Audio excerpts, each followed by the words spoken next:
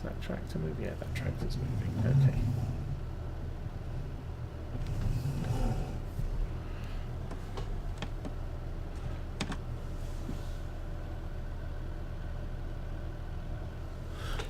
That's kind of a frequent thing. And sometimes people will blame you for being on the wrong side of the map and not helping them, and it's sort of, dude, you went left, I went right, and it just so happens the entire enemy team also went left and shot at you. Or maybe I went left with you. And then I saw that the entire enemy fleet was in front of us, so I withdrew round the island and you carried on a headlong charge into 10 enemy ships. So, well, you're dead. But please, learn how to read a map before you blame me for leaving you out hanging, because there's nothing my one ship could do to save your ass.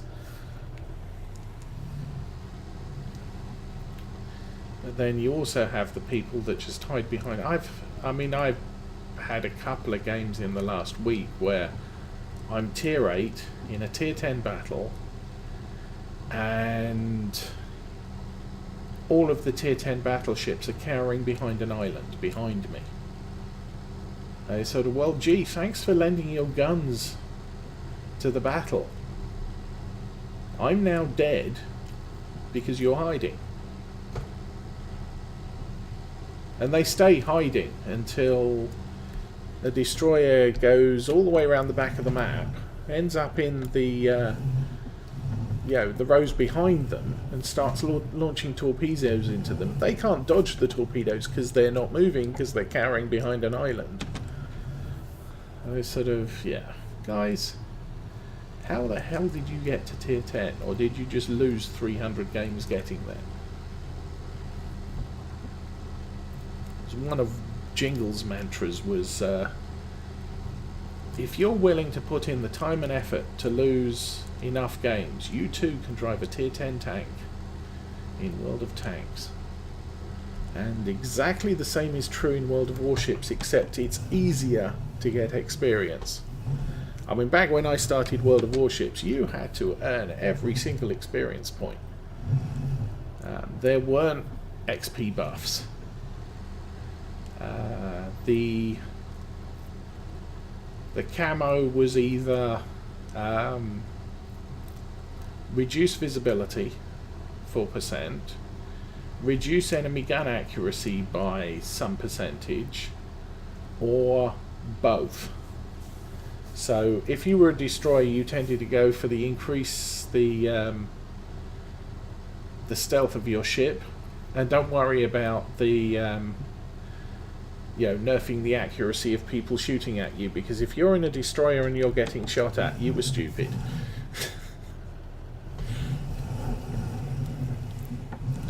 You done screwed up. But the cost of the combo paint scheme was quite significant, and normally it was a sort of a case of it's efficient to buy one or the other, but it's not efficient to buy the combo. So battleships you'd buy make people miss me a little bit more often. Destroyers you bought the stealth camo, and cruisers you flipped a coin and either went one way or the other, and very occasionally if you thought you were wealthy enough you would go with the combo. But since then they've brought out so much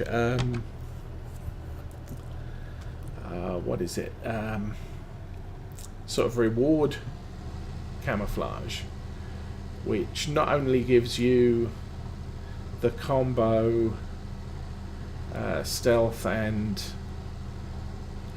enemy ship accuracy nerf, but also gives you pluses to XP earned, money earned, commander XP, free XP. So XP is really easy to come by. And recently I've been looking at battles where our team has been completely trounced. We were lucky to sink 2 enemy ships and our entire team is dead. And I'm seeing people who, tier 10, they've played 300 battles and their win percentage is 40%. Now, I played 7,000 battles. I have 3 tier 10 ships. And my win rate is about 56%, I think. And so, you know, if you can play 300 battles and earn yourself a tier 10 ship, there's obviously something out there that means that it's much easier to earn the experience. I mean, we had to grind our way up the tiers. It took me 300 games in the Kagero, which at the time was tier 9 of Japanese destroyer, to unlock the Shimakaze. That's 300 games in one ship. That doesn't count the experience to get from tier 8 to tier 9 or from tier 7 to tier 8. I had such a bad time in the Kagero that as soon as I unlocked the Shimakaze, I said, I'm done with this ship. I sold it and I did not buy a Shimakaze because I had such a bad time in the Kagero that I figured I'm probably not going to enjoy my experiences in the Shimakaze either.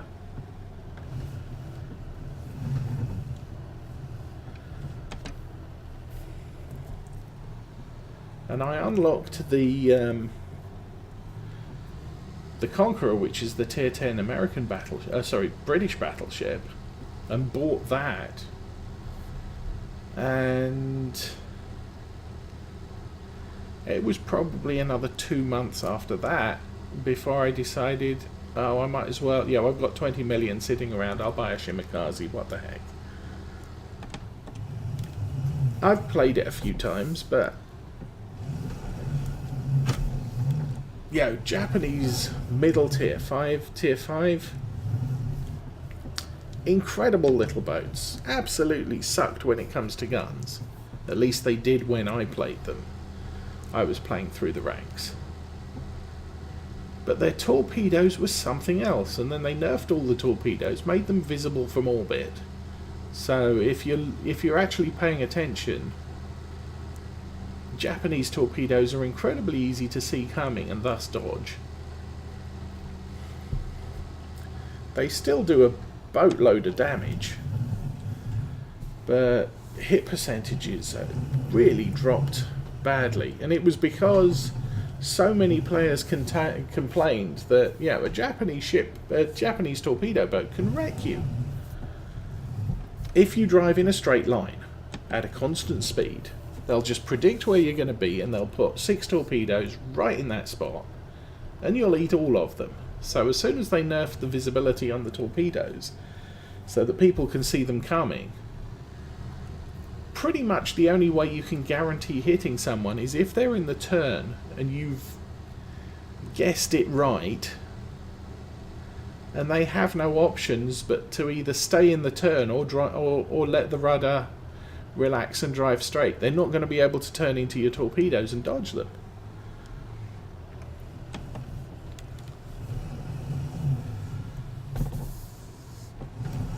I think, you know, my Japanese torpedo hit average is below 10%. My Russian hit rate is somewhere up around 25%, but that's because the torpedoes only have a 4-kilometer range and you kind of can't miss at 4 kilometers.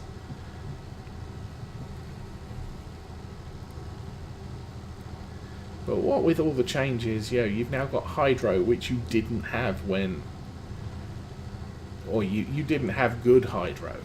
Battleships never had hydro when I was playing the Japanese mid-tier destroyers. But they gave good hydro to German cruisers, and then they give hydro to the high-tier the German battleships as well, and it's sort of, oh, okay then. Not only can they see my torpedoes coming, but if they turn their hydro on, they can really see my torpedoes coming.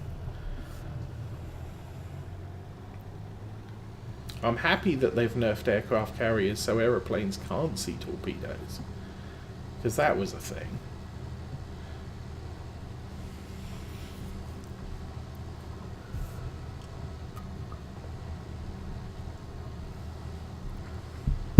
But the Minikaze, when I got it, had the choice of 2 torpedo systems. You started off with a 7-kilometer torpedo, which was blindingly fast. I think at the time it was something like 64 kilometers an hour, or 64 knots, not kilometers, nautical miles per hour.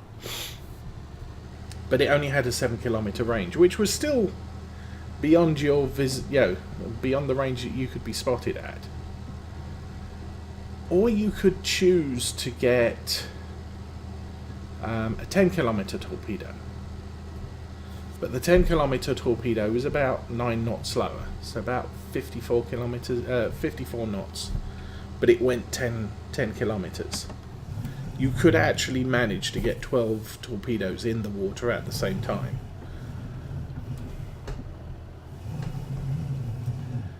And first round of nerfs, they took away the 10-kilometer torpedoes. So, you could only have the 7-kilometer torpedoes. Okay, not bad, because they still went really quick. And then the next big Japanese torpedo nerf, not only did they make them visible for from long range, but they nerfed those 7-kilometer torpedoes down to the speed of the old 10-kilometer torpedoes. So torpedo speed dropped from 63 to 54. And only 7 kilometers. And that made playing the Minikaze a little bit more difficult. And suddenly turned the Kamikaze and the Fujin into the preferred ship to play.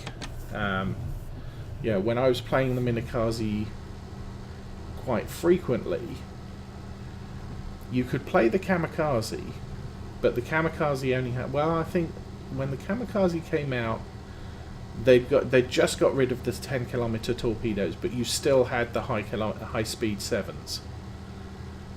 And the Minikaze was a more agile ship, better rudder turn, better speed. But when they nerfed the Minikaze's torpedoes, Kamikaze kept the high speed torpedoes. The Minikaze is still more manoeuvrable, but not significantly so to offset the fact that its torpedoes suck now. And yes, I must be talking about World of Warships. I suppose since I'm playing Farm Sim, I probably should talk about that.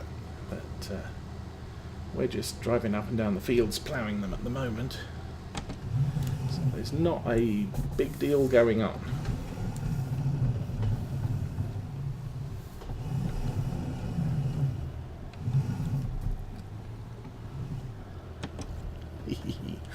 Yeah. How much money we got? We got 57,000. We bought the seed. We bought the fertilizer. We have a seeder. We have the subsoiler. Oh, it's no worries.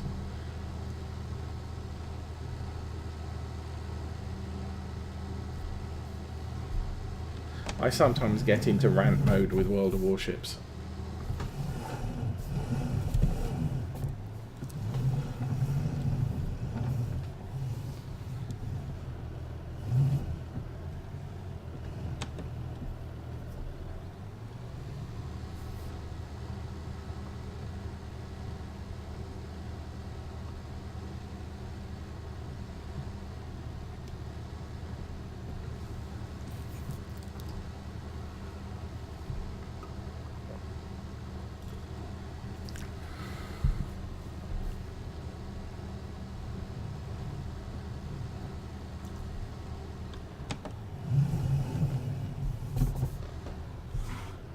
Where's my other tractor? Over there. Oh, I don't own... Yeah, that's the field I don't own. But it doesn't seem to be growing much at the moment.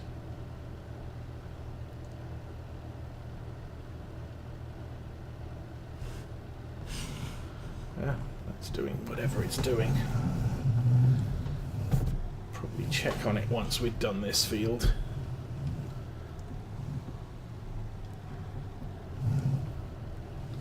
because we have one more field to plough.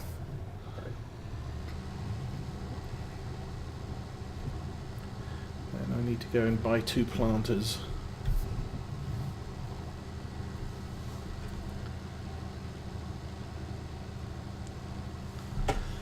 Oh, our subsoiler's actually starting to get damaged. And the subsoiler doesn't take as long as a plough. But at least not at this sort of tier. Yeah, I'm only going to get a 1.2, maybe 2.5 metre plough. This is a 4 metre subsoiler.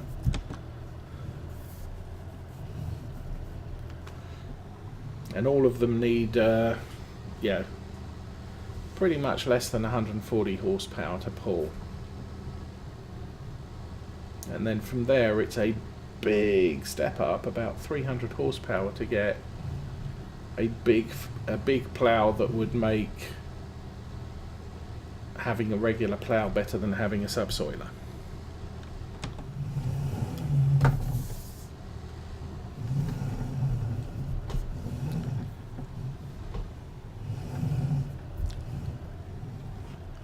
Doesn't seem to be anything that's specifically set up for a tractor this sort of size with 200 horse.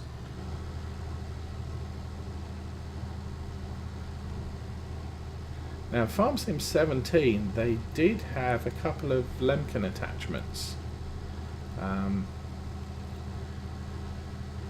It was basically a trailed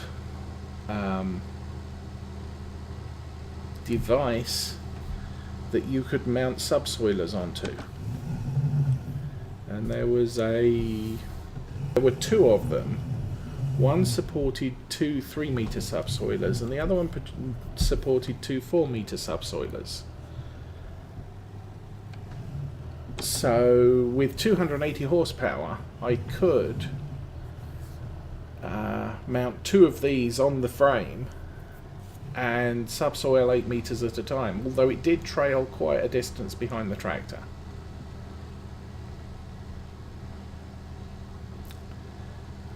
Alternatively, for what would it be? There are 3-metre subsoilers. Where is it? That's a 3-metre subsoiler, 190 horsepower. So 2 of those is 180 horse. I could actually haul 2 of those with a mounting frame and plough width 6 metres.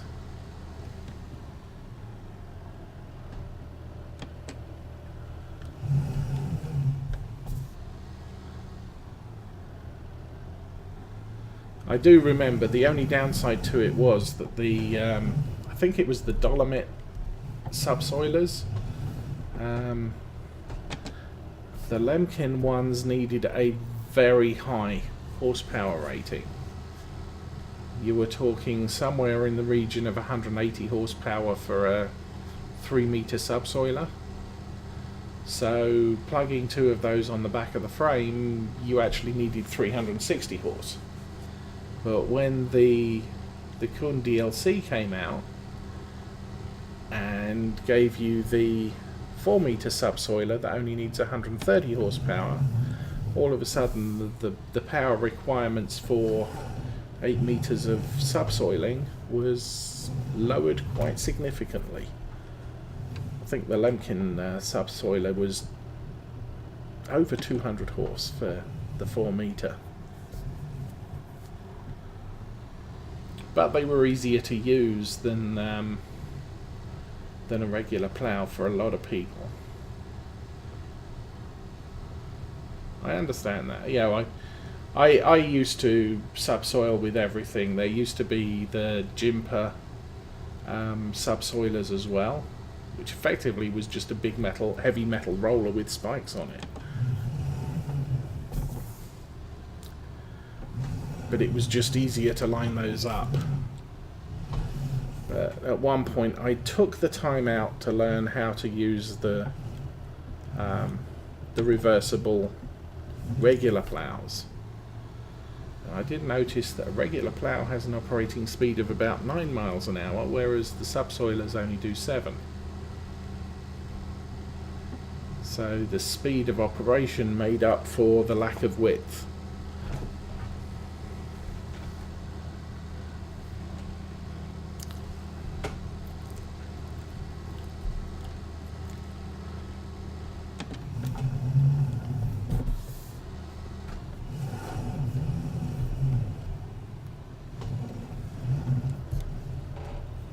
And so since that point, I have generally started to mix it up a bit and either run a plough or a subsoiler. But I'm, it's not oh, I've got to use this subsoiler because it's the only one I'm happy with.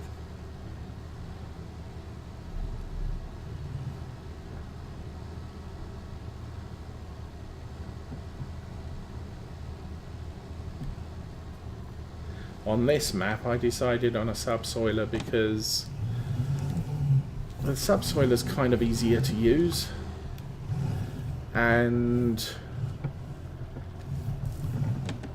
because of my plans to plant crops that require you to plough after harvesting them, or take a penalty to the yield of your next crop, I need a plough.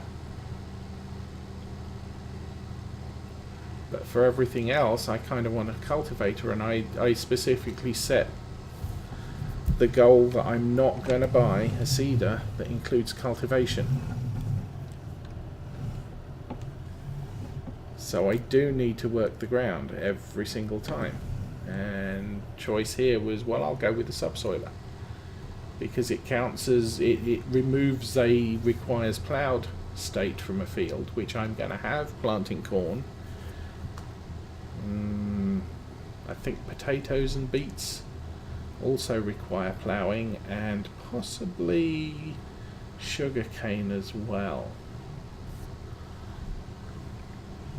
Now, I'm not going to do sugarcane because England doesn't do sugarcane. Well, I'm also not going to do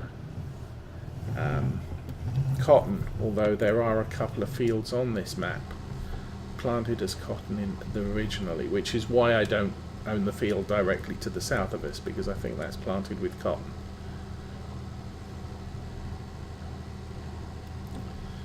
I got field 10, which had sugar beets in, because I bought the yard and field 10 was attached.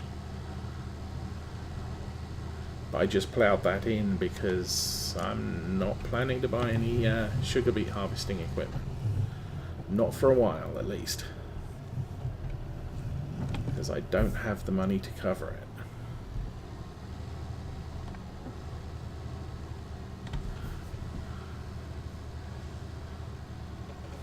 Yeah.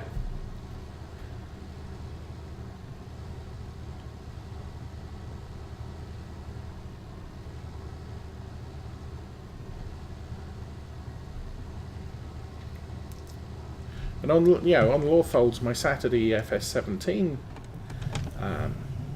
event, I have the very big Lemken regular plough. Where's ploughs? Plough, that one there. I'm running this thing, so minimum 300 horsepower, 4.9 meter working width, which is better than most of the subsoilers for that horsepower requirement. But this is where I'm starting to beat a subsoiler, this one here, but you need 300 horse to achieve that. And then I'm also running none of those. Probably disc harrow, which now doesn't count as a cultivator. Yes, yeah, I'm running this thing. No, I'm not, because that needs 400 horsepower. Why am I running as a cultivator?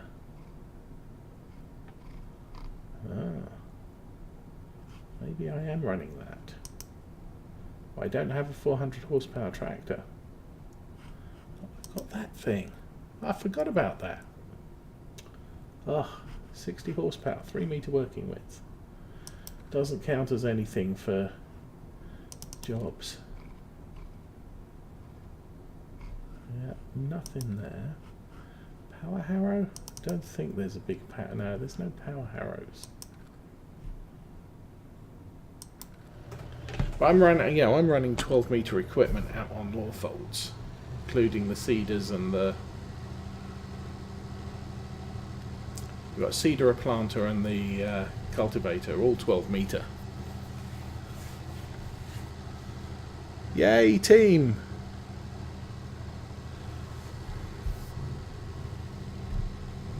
Yeah, I'm trying not to too heavily bias on personal preference. I'm trying to lead a varied farming life. You know, sometimes I'll set up with the subsoiler, sometimes I'll set up with a plough. I'll try and grade it on what the farm is like. One of the decisions I made on this farm, and also on Maypole, is the fields are small, so I don't need a 5-meter plough because I'd never get one on the field. Not with the proximity of all the fencing and hedging. So I'm kind of looking for equipment that mounts directly to the back of the tractor without articulation. So that's why I didn't go for one of the trailed seeders. I like the Vedastat 6-meter seeder, which doesn't need me to cultivate the ground. However, I have to haul that behind the tractor, so that can make turning round more difficult and potentially getting to the edge of the field. I mean, the distance for me, if I plant that there, I'm not going to get the Vedastat probably much closer than here to the edge of the field. And so you've got that area there, you're going to have to do this way. And then maybe there's not enough room from the hedge at this end to be able to do that. That's kind of difficult. So I would reevaluate my equipment usage on this farm once I start taking down the hedges and the fences. Possibly ploughing the fields together, but that's not necessarily a thing I am definitely going to do. But taking down the fencing, oh heck yeah, because it gives me, you look at that headland, the gap between those two fields, there's actually a space there I can turn the thing round on, but between the hedge and the edge of the field, not so much. So that's kind of what I'm looking at here, is what equipment's going to be easier to use. Hence I went with this seeder because it's strapped right to the back of the tractor, although it does have quite a significant depth to it. And on reflection, I should probably have gone for the Amazon. Estancia is definitely getting replaced. I have not made a final decision on what map is going to replace it. Especially since in my up-and-coming schedule I am considering possibly having an early stream on Monday, Tuesday, Thursday and Friday. It will be a very short stream, maybe an hour, hour and a half long, and it will have to be a game that I can take short bouts away from the keyboard. So something like Farm Sim. Yeah, if a kid is playing up and needs to be spoken to, I can turn the microphone off, stick a helper on, and this tractor will go, and I can just say, I'll be back in a couple of minutes. I need to take care of something. Turn the microphone off, go and shout at someone, and then come back and pick up where it left off.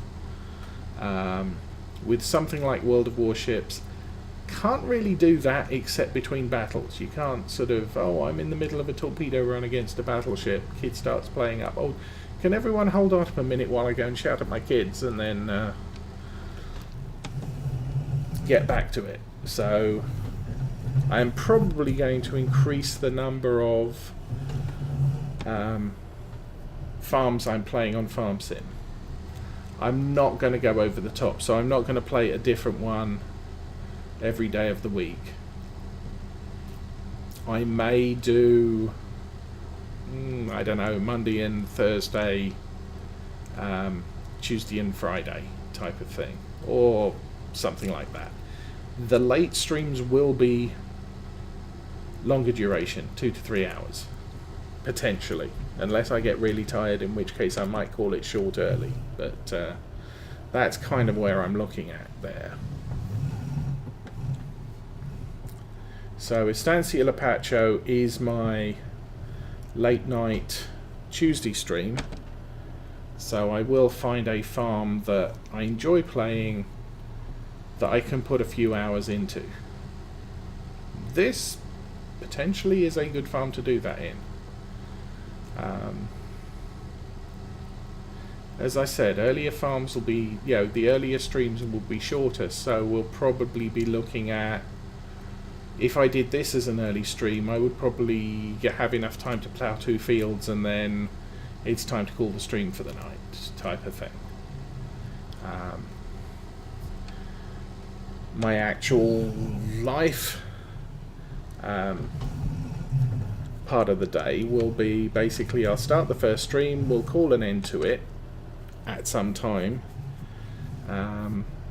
Kids need to be bathed, everybody needs to have supper, so I will take a break when supper happens, or just before that if I need to go and do something else in the house with the family. Once supper's over and the kids are in bed, and I've settled down, got a drink, made a cup of tea, whatever, I will then do the late night stream. So the late night stream will probably start at 8:30 or later.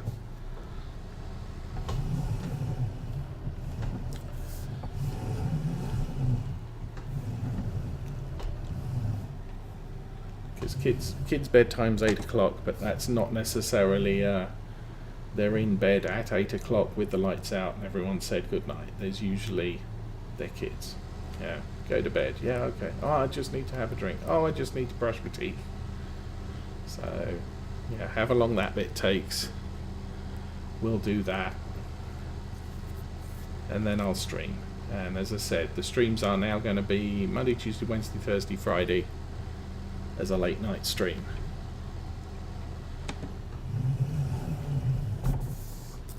Monday will still be World of Warships. Tuesday will still be Farm Sim 19.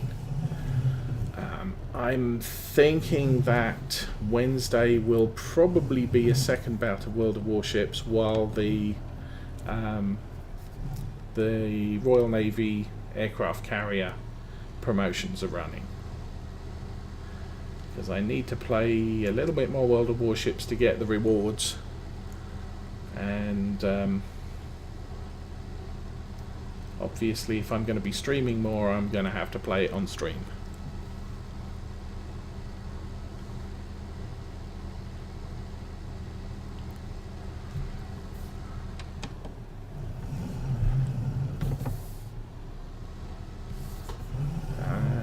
Thursday we will be still alternating ATS and ETS. I am not sure how synchronized we will be with Arthur's multiplayer stream, but Arthur and I tend to have the same crew on our multiplayer trucking streams. So the earliest I can do my trucking stream is going to be potentially 8 o'clock, probably more likely 8:30, and if Arthur's running an early stream, then, or a late stream, a really late stream, like I need to get to sleep because it's a work day tomorrow, we'll probably miss playing together, but some of the crew will transfer from my stream to his or vice versa, depending on who streamed first. Same problem with the Friday stream now. I mean, the last couple of weeks,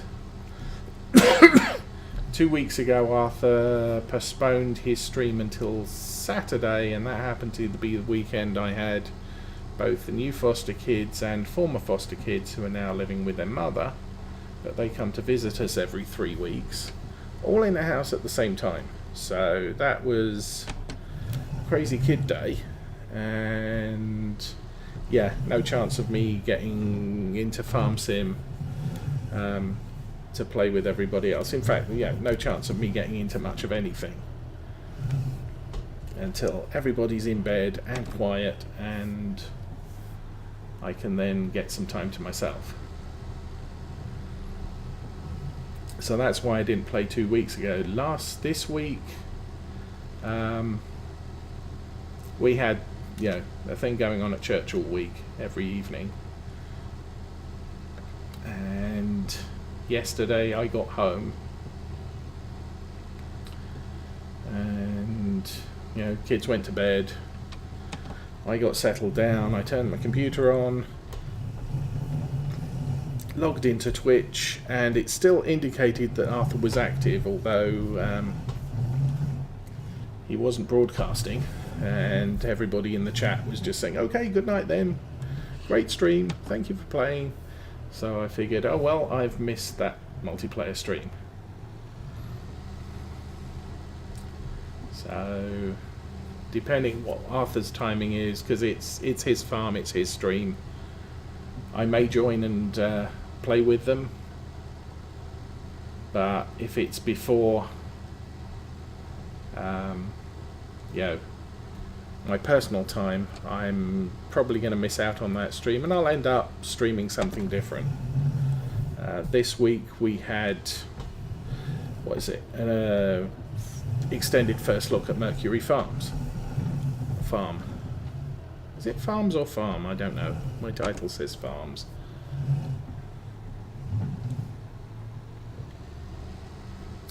So, and this is sort of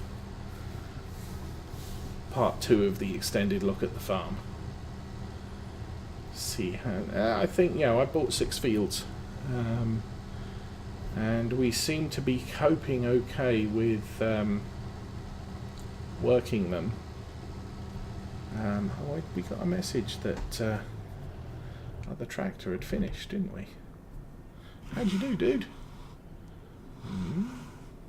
Looks reasonably okay. Let's turn the engine on. Run down the edge of the field. Looks like there's enough of a headland here that the seeder did actually reach the edge of the field. Hoping same's true at the other end. Take a closer look and see. Yeah, that kind of looks, at least for this range, done. So we've managed to plant 2 fields. Let's go put this in the yard.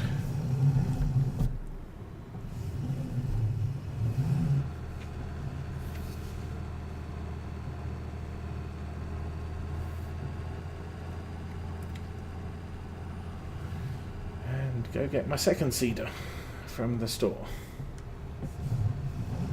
Then we can get back to ploughing. Once the ploughing's finished, I can go and get the third seeder. I'll put this over here. And as you can see, I haven't bought any buildings yet.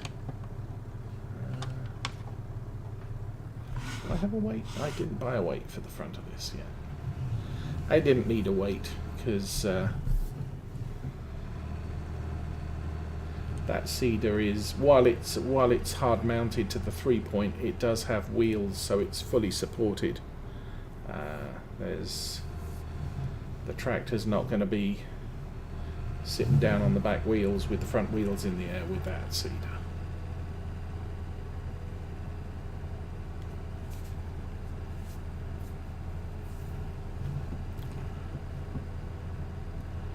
So now let's be scary.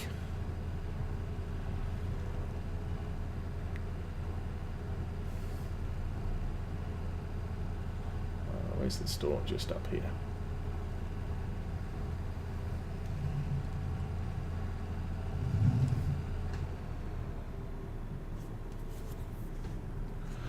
Okay, shopping.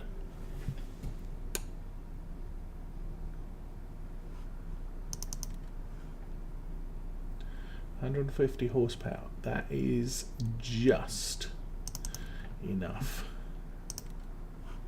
It's exactly what this tractor's capable of.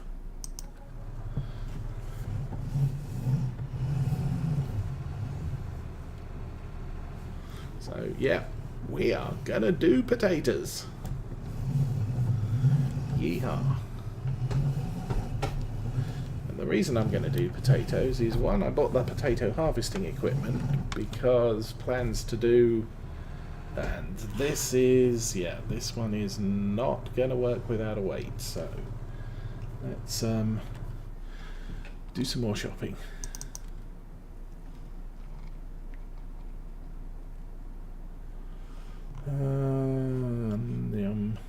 Actually, let's go back to potato planters and see if that has a recommended weight.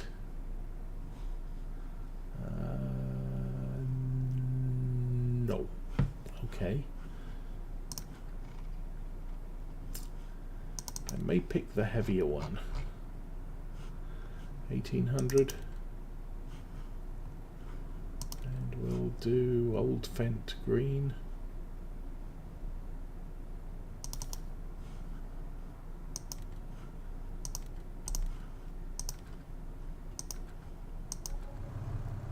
Because we've got the front wheels in the air before we even put seed in the back of this thing, or fertilizer.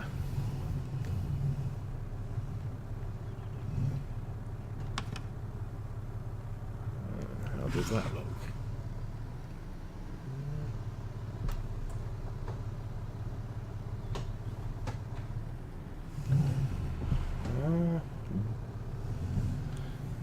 I think I might say that's barely adequate. So there we go.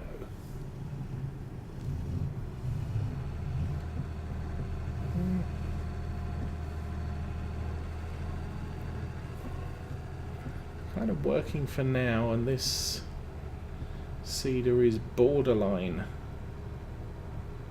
functional for this tractor. And that hill down the end's very steep. So I should probably switch tractors for these jobs. I'm pretty sure I already got a weight for the 720. And there goes the biplane again.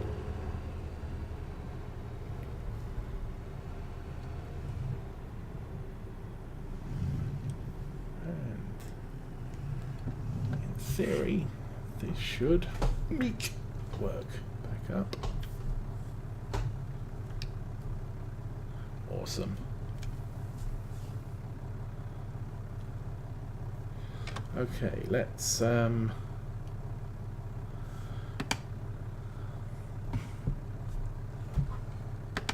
drop that there, and we'll run out to the field with the plough on it.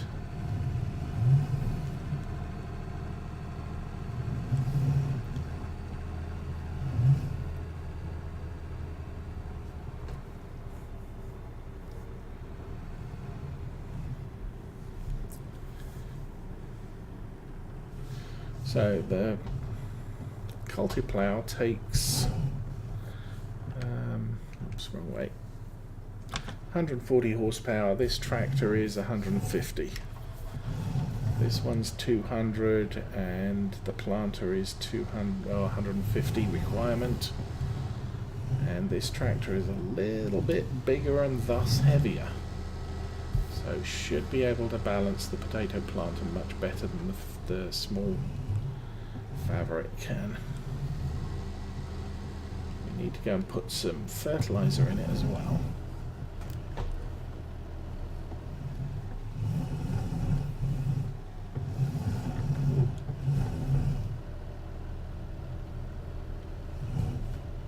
There's the seed up there.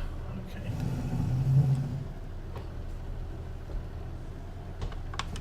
There we go.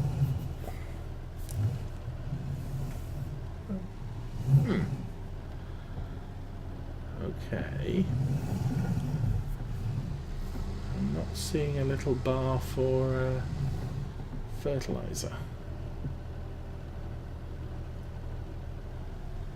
I believe that one there is fertilizer.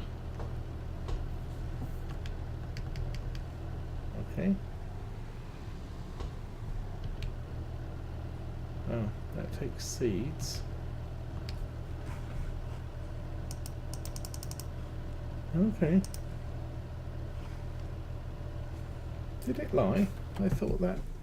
Oh! No, I know what. I'm stupid. I'm looking at that and thinking that's fertilizer and potatoes, but no, that's potatoes or seeds. That one is potatoes or seeds and fertilizer. So we're not going to fertilize the field while we're planting this one. Good job we got a spreader.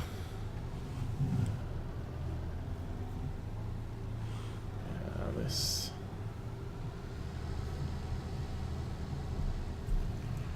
tractor is struggling a bit. Ooh.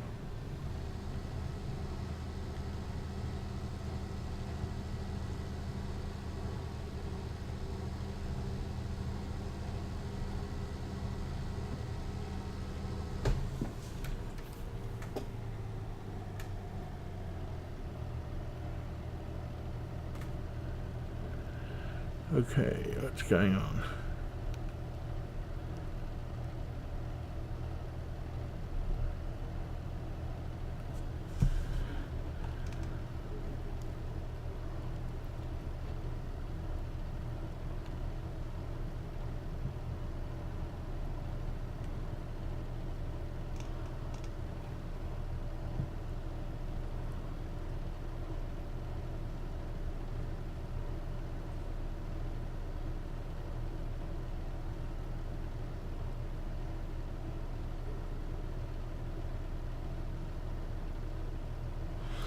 Okay, anyway, where's the field I'm looking for? This is not the field you're looking for. Field 7. That's the next one up.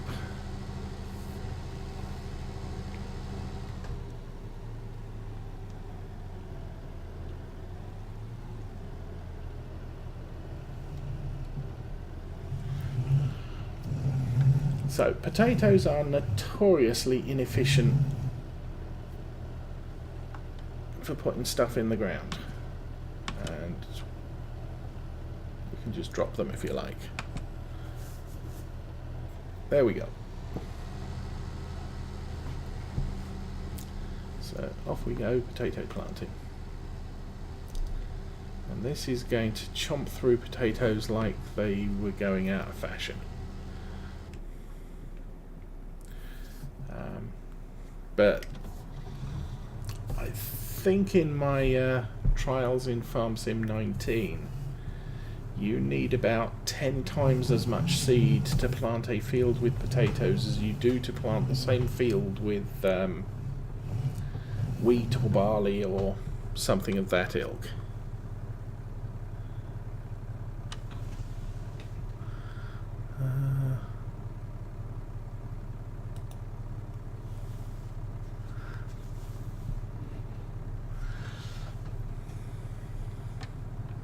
Yeah, let's try and connect that, shall we? But once you've planted a field with potatoes, you can use potatoes as a seed source. Let's look out the front window, shall we? For future field planting. So in this case, what I'm planning to do is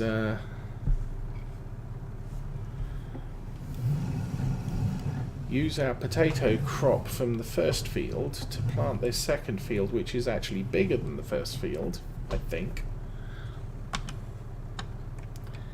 And then we'll sell the extra potatoes after we finish planting this field. Because though, the extra potatoes will be surplus to requirements. Oh. Well, thanks for the host.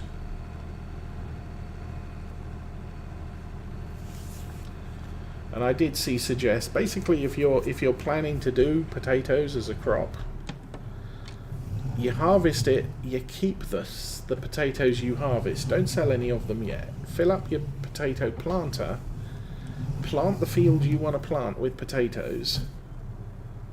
Potentially more than one field. I could plant 3 or 4 fields with potatoes from the crop I got. And then once you finish your planting, sell what you have left over, because that's your actual profit after planting. So you really don't want to buy 20 sacks of seed to plant one field, because that gets expensive fast. It's cheaper to say, well, I'll use the potato crop that I have, because I'm going to spend more on seed than I make on potatoes. But then you don't have to worry about the next field, because you're going to harvest the current one and use that crop to plant the next field, and on and on and on. Similar idea with sugarcane. You buy pallets of sugarcane, you load the seeder up, and you put that in the ground, and it grows into new sugarcane, which you harvest, and it makes a percentage increase of the crop. So you keep some of your harvest to plant the next field. Except with sugarcane, it keeps growing.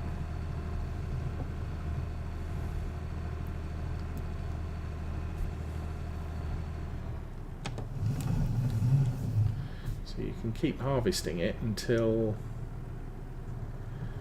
you've entirely planted every single field with sugarcane, and then from that point onwards you're just going to sell it, unless you're worried about the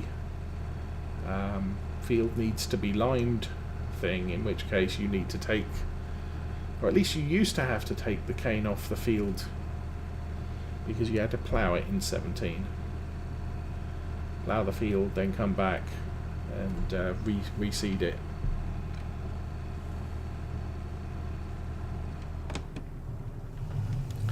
As far as I'm aware, I haven't done much in the way of sugarcane planting. As far as I'm aware with sugarcane, there is no requirement to replant it every 3 times. There's just if you don't replant it every 3 times, then you'll lose the bonus from the field being ploughed. The way I look at it, what's 15% on the amount of sugarcane that thing produces?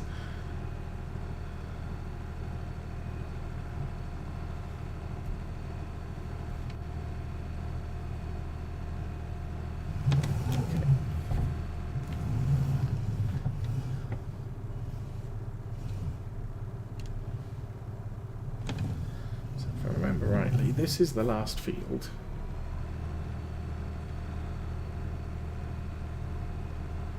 I will probably well, I'm going to have to run over to the potato field and fertilize it at some point. I can do that before the crop pops, but as the fields now start growing, we're going to have to use the spreader that we bought to fertilize them all.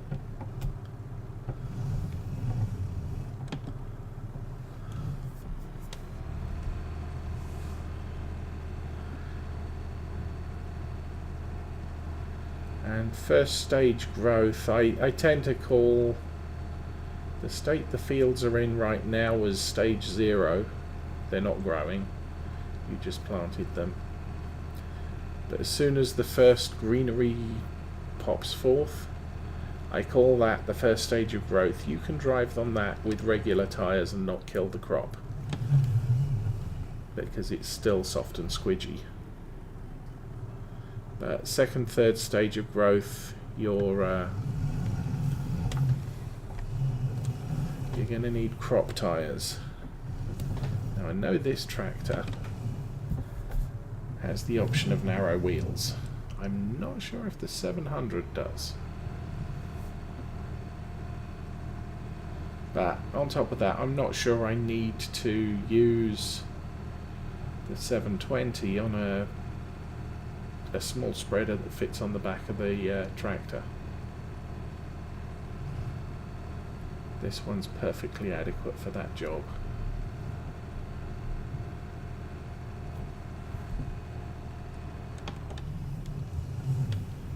The only reason we limed with the 720 was because this thing was busy planting the cereal crops.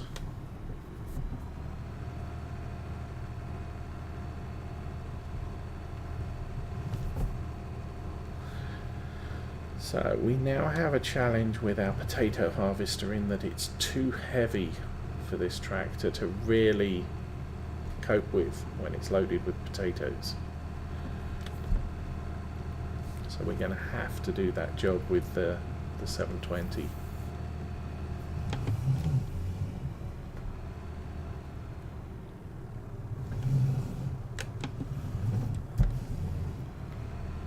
I was hoping to get most of the equipment 150 horsepower or less that both tractors could work with.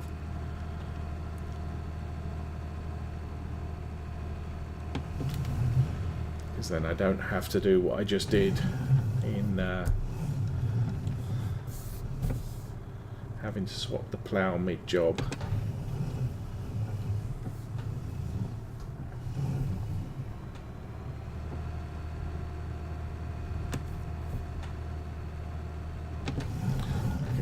Go side to side.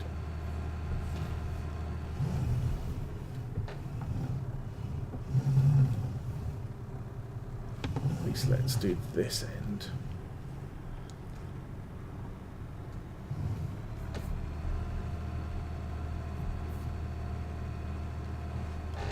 So we've got a little bit more clearance between the field and the hedge, or at least the turnaround point and the hedge.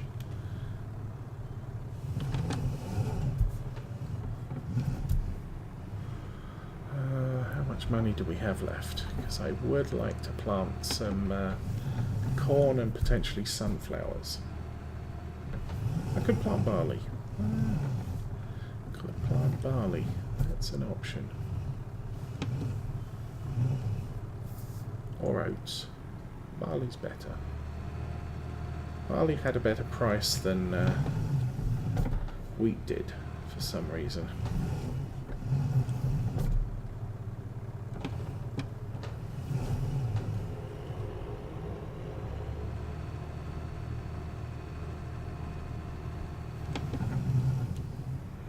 Okay, I'm going to go for a change in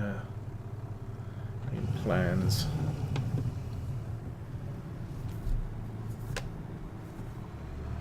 I'll plant barley on one of these two fields.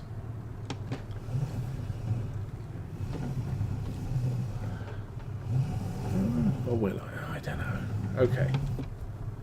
Step one. Let's see how much a planter costs for sunflowers and corn. If I can't afford it, then I can't afford it. We won't buy one. We'll plant these fields with possibly barley and oats, so we've got one field with, you know, every field has a different crop.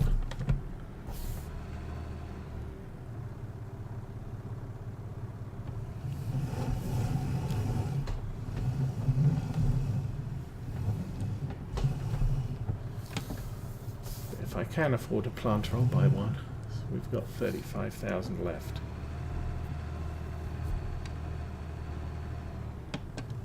Oh, and we'll also have some potatoes to sell. What am I worried about? Don't know how many potatoes. I think we've only got about £15,000 worth of potatoes to sell after we finish planting.